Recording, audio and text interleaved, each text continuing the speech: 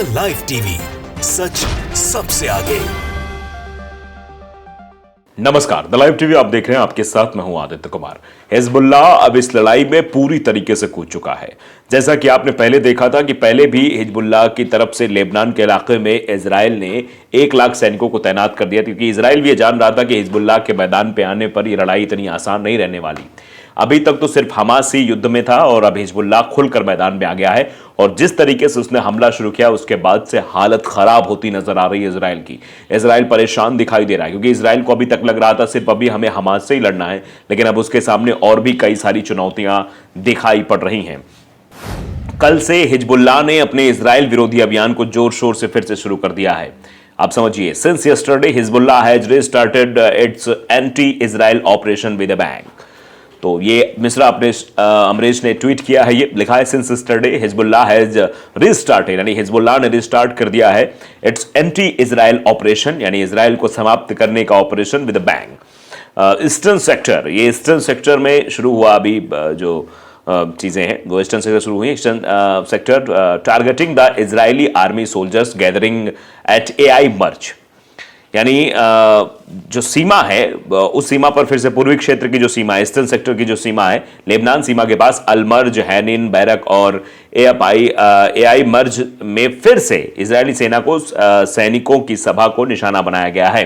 यानी eastern sector में targeting the Israeli army soldiers gathering at AI Marj, the Honen, Ramin, Brax and AI Marj again near Lebanon border, यानी Lebanon का जो border है जो वहां पर ये हमला किया गया है, निशाना बनाया गया है।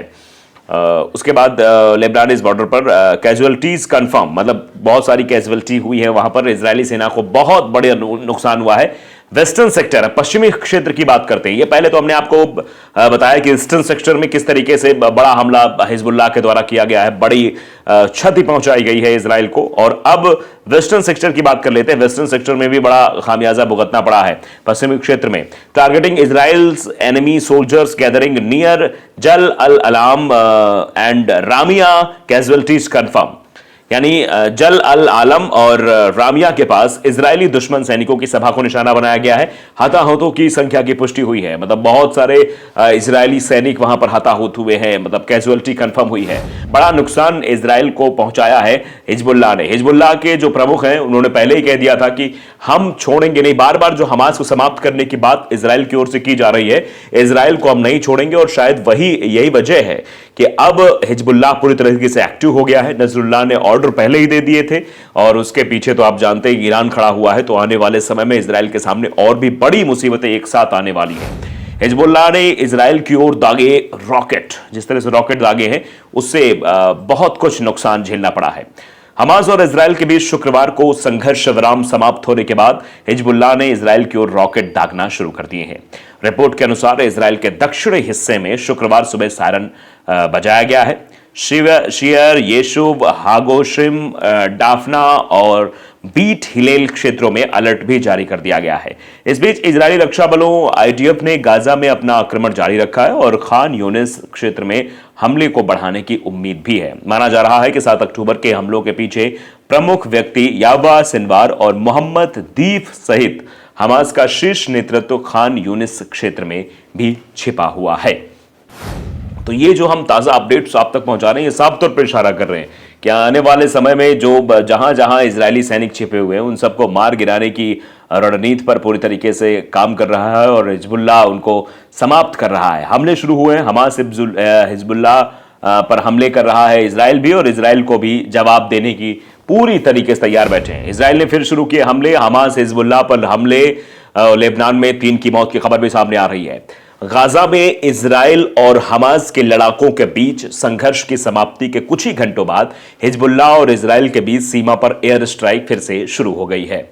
इजराइल ने युद्ध विराम समाप्त होने के बाद एक बार फिर हमास और हिजबुल्लाह के खिलाफ मोर्चा खोल दिया है। हिजबुल्लाह ने बताया कि शुक्रवार को लेबनान पर इजरायली हमलों में 3 लोग मारे गए। इन 3 लोगों में उसके 2 सदस्य भी शामिल थे। ईरान समर्थित समूह हिजबुल्लाह ने बताया कि मारे गए सदस्यों की पहचान मोहम्मद मजरानी और वाजिह मशेक के रूप में भी हुई है। एएफपी की खबर के मुताबिक हिजबुल्लाह के एक करीबी सूत्र ने कहा कि मजरानी को उसकी मां नसीफा के साथ उसके घर में मार दिया गया।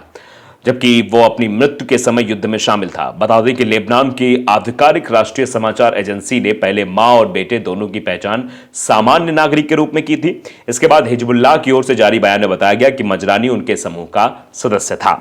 गाजा में इजरायल और हमास के लड़ाकों के बीच संघर्ष विराम की समाप्ति के कुछ घंटों बाद हिजबुल्लाह और इजरायल के बीच सीमा पर एयर स्ट्राइक फिर से शुरू हो गई है। इससे पहले युद्ध विराम के दौरान लेबनान इजरायल सीमा पर हिंसा काफी हद तक रुक गई थी। हिजबुल्लाह ने बताया कि उसके लड़ाकों ने जल अल-लाम के आसपास दुश्मन सैनिकों के एक समूह को निशाना बनाया जो लेबनानी शहर नाकुरा के पास सीमा पर एक इजरायली चौकी थी। उस इजरायली चौकी को नस्तानाबूद कर दिया है। 2 जगहों पर हमले हुए हैं, वेस्टर्न की तरफ से और इस तरफ से हिजबुल्लाह निशाना बनाया है, तो बड़ा नुकसान इस वक्त इजरायल को झेलना पड़ रहा है। हिजबुल्लाह करीबी सूत्र ने नाम ना छापने का अनुरोध करते हुए कहा कि समूह जल अल-लाम को वहां के स्थित इजरायली निगरानी उपकरणों के कारण एक प्रमुख लक्ष्य मानता है। समूह ने 4 अन्य हमलों का भी दावा किया है। इजरायली सेना ने कहा कि उसके एक आतंकवादी सेल पर हमला किया है और लेबनान से 2 रॉकेट लॉन्चरों को रोका है। साथ ही कहा जा रहा है कि रॉकेट लॉन्चर जहां दागे जा रहे थे वहां मिसाइल दागे गए हैं। तो ये अपनी बड़ी बड़ी बातें जरूर कह रहा है इजराइल, लेकिन इजराइल को भी पता है कि हिजबुल्लाह के आने के बाद किस तरीके से हिजबुल्लाह ने लेबनान में 20 इजरायली सैन्य ठिकानों पर रॉकेट दागे हैं। इजराइल ने भी जवाब दिया था। ये 1 हफ्ते पहले की बात है, यानी युद्ध समाप्ति के पहले भी कड़ा जवाब जो है, मतलब कड़ी कार्रवाई हिजबुल्लाह की तरफ से हुई थी। हिजबुल्लाह ने लेबनान में 20 इजरायली सैनिकों ठिकानों पर दागे थे रॉकेट।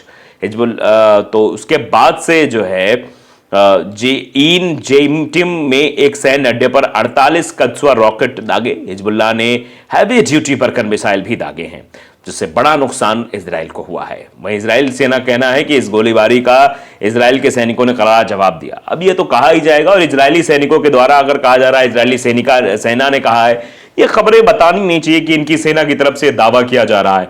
वो अपनी ही बड़बोती बताएंगे, अपनी ही बड़ी बात बताएंगे कि हमने तो ये कर दिया, हमने करारा जवाब दे दिया है, हमने हमला भी किया है, कई उसके सैनिक मारे गए। तो उनकी बातों पर विश्वास करना आप समझ सकते हैं, लेकिन फिर भी हम बताते हैं आखिरकार वो कह क्या रहे हैं। इजराइल की ओर से हिजबुल्लाह के संगठन बुनियादी ढांचे पर रॉकेट हमले किए गए। लेबनान की आधिकारिक राष्ट्रीय समाचार एजेंसी ने कहा कि इजरायली सेना ने जवाब में दक्षिणी लेबनान में कई स्थानों पर भी गोलीबारी की है। गाजा पट्टी में इजरायल और हमास के बीच युद्ध विराम समझौता गुरुवार को उस समय लागू नहीं हो सका था। अब इसके उस 4 दिनों के लिए वो लागू हुआ। उसके बाद पहले की हम खबर आपको बता रहे हैं, और उसके पहले ही लेबनान की तरफ से संघर्ष बढ़ गया था।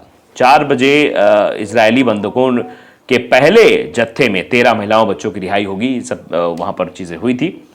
तो युद्ध विराम हुआ था, लेकिन उससे पहले ही जिस तरीके से हिजबुल्लाह लगातार अटैकिंग मोड में दिखाई दे रहा है, हिजबुल्लाह अटैक कर रहा है, हिजबुल्लाह परेशान कर रहा है। 1 लाख सैनिकों को इजराइल को वहां पर लगाना पड़ा हिजबुल्लाह को रोकने के लिए। इससे ही आप अंदाजा लगा सकते हैं कि हिजबुल्लाह की ताकत से कितना डरा हुआ है इजराइल, और उस हिजबुल्लाह की ताकत से और उसके पीछे जो ताकत है उससे अमेरिका भी सहमा हुआ है। द लाइव टीवी को अगर आपने सब्सक्राइब नहीं किया जरूर करिए, बेल आइकन दबाइए ताकि सच खबर आप तक पहुंचती रहे। नमस्कार। द लाइव टीवी, सच सबसे आगे।